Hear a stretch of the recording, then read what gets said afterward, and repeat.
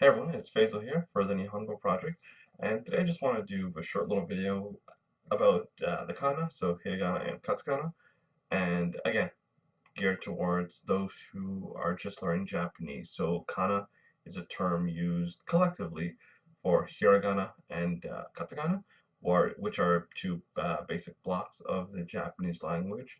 Essentially, they're the syllabary system, so everything in Japanese can be written out in hiragana or katakana, just depending on what you're writing.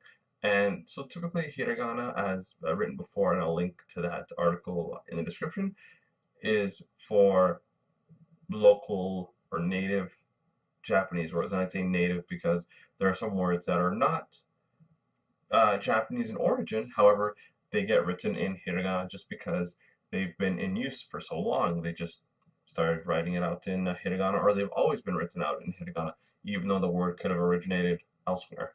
And then you're left with katakana. And katakana is essentially for foreign words. So if there's a borrowed word from another language, that will be picked up in Japanese and it will be put into katakana. Another use for katakana is if you are a foreigner and you keep your name, you don't have a Japanese name, your name will also be in katakana. So for names, you're going to be in katakana, and other things like onomatopoeia are going to be in katakana. But that's kind of the general distinction between hiragana and katakana. Now, learning the kana, it's there's a couple ways. And many people have different ways of learning the kana, but to be honest with you guys, the probably the easiest way is just rote memorization. It is not that fun.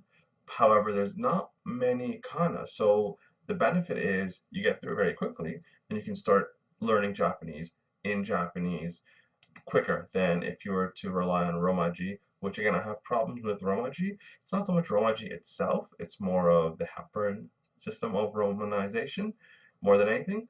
But the sooner you learn how to write and read in kana, the better. Essentially, what I would recommend is just having there's those spreadsheets that have all of the kana on them, and just memorizing them, writing them down, flashcards to remember how they look like. And yeah, that's essentially all I would recommend. Again, there are apps like Obenkyo, and you can make Anki decks or use shared Anki decks there, and you can get your practice in that way. But other than that, I don't really recommend too much for the kana. And if you give it a couple of weeks, you'll start to really get it. And most people within 2 weeks are gonna get a solid grip on the kana, and then give it another week or two after that, and of constant exposure, and you'll definitely really get to it quite well. So that's it for the kana. Essentially, just do it the old-fashioned way, rote memorization. Again, I know there are probably more efficient ways to do it. However, this method really does work, and it's the method of choice in many classroom settings. So if you're just kind of curious about how they teach Japanese in a classroom, your school, college, university, or whatever doesn't offer it, that's typically how they're still going to be teaching, and that's how we've learned it. So go for the kana, try to move away from Romaji as soon as you can, and it will definitely help you improve in learning Japanese. I'll see you guys in the next one.